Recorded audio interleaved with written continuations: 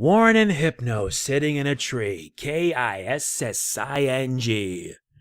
Isn't that the point? Well, before anybody asks, yes, this is a week late. I don't care. I had no idea that they would be on Nicktoons network.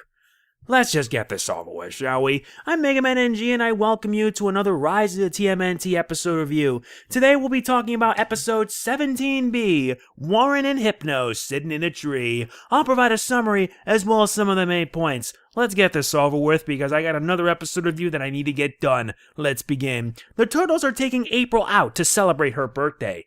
April feels her birthdays are a curse, but the Turtles think otherwise and want to make her birthday the best ever.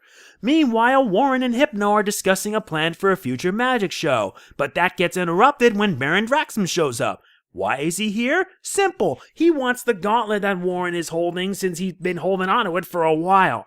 Upon seeing the Turtles, Baron also decides to take it out on them. So now the Turtles, April, Warren, and Hypno have to work together to take Baron down. Will they succeed and give April the best birthday ever?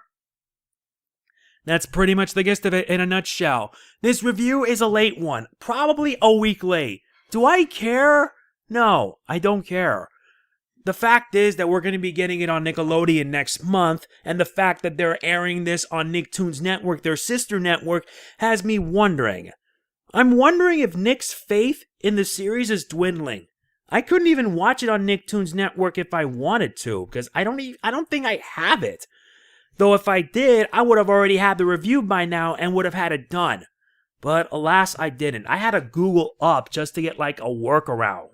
It's not the best, but hey, I'm trying. I'm at least trying, right?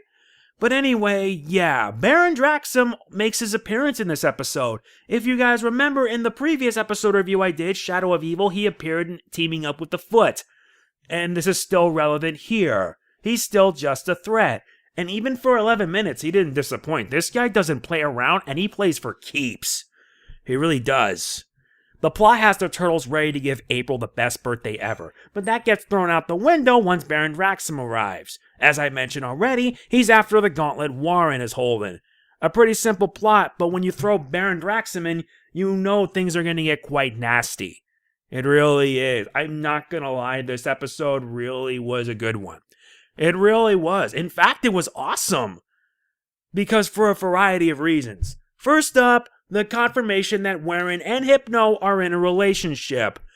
I know that many shows decide to have different ways on how to handle LGBT representation, with the most recent being the PBS show Arthur, now in its 22nd season, and its premiere revealed that Mr. Ratburn got married and was in a relationship. Here, however, I found this to be alright. Nothing negative here. Plus, we actually do get some backstory as to seeing how much they really care for each other, Warren and Hypno. We do see their reasons why they really do care for each other, but they don't express it in the way that it is. I feel like it's done like subtly, and it's done pretty well. Though I could be wrong, and I'm only saying this because the episode was great. Speaking of which, the episode's main focus is, of course, Warren and Hypno. Warren will stop at nothing to help Hypno. And believe me, it shows. We actually do know why. It backfires when Hypno uses a spell to convince Warren to hand the gauntlet. And that also backfires. Why does it also backfire? We're getting a double backfire? I have no idea. I really don't know. I don't know why double betrayals have to happen. You get like one betrayal and then another betrayal. I mean, come on, these betrayals are getting ridiculous. These betrayals are absolutely ridiculous. I'm not kidding, these betrayals are just so ridiculous it's not funny. It just really isn't. But hey, I'm enjoying it for what it is. I really did like it, because it does lead to what I consider to be one of the best moments of the episode. The enemy of my enemy is my friend, and basically everyone teaming up to stop a bigger threat. And yes, they do team up to stop Baron Draxum, because Baron Draxum, believe it or not, is the bigger threat. He is the bigger threat out of all of them. And I really did like seeing them all work together. However, despite this episode is just one part heartwarming with some of the scenes, but another is just a really awesome episode. The Turtles teaming up is nice. However, despite this, I also feel it's somewhat of a hollow victory. Why is that? because at the end of the episode during the exchange, April had to make a sacrifice to save Warren. And guess what happens? Baron Draxum is victorious, having obtained the gauntlet arm that he needs for his master plan. And get this, it's part of the dark armor. And it's about to get a whole lot worse. Warren and Hypno's relationship personally is the highlight because, yeah, you actually get to see how far they'll go for each other. It shows. For better or for worse, these two really do care for each other. And the episode had a pretty happy resolution. So I got nothing wrong with that. My final verdict for this episode?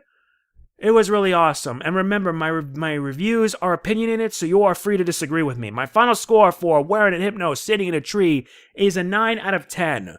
A really awesome episode, and we also get a nice appearance from Baron Draxum. Even though Baron Draxum did appear for 11 minutes, he's still just a threat. But I do know that all of this, ever since Shadow of Evil, or rather ever since the series began, is all just a setup for the inevitable. I really like it because I really also like that many of these episodes are just little bits and pieces of something much more, something much bigger. And I can't help but think that the season finale is really going to be forcing everyone to stop the Shredder. I'm not kidding. I really am excited for what the rest of the season will play out.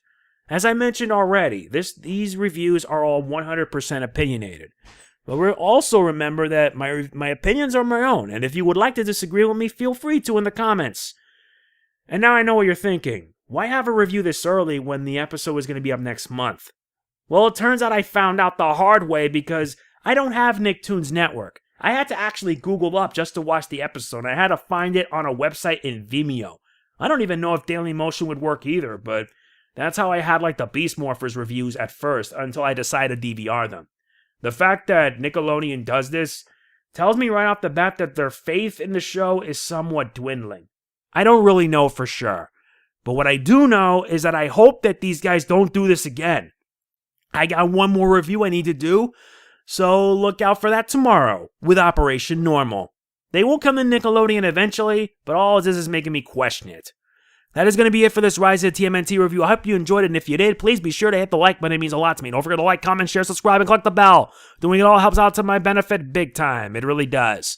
This is MegamanNG signing off. Peace out. See you tomorrow for my thoughts on Operation Normal. Cowabunga!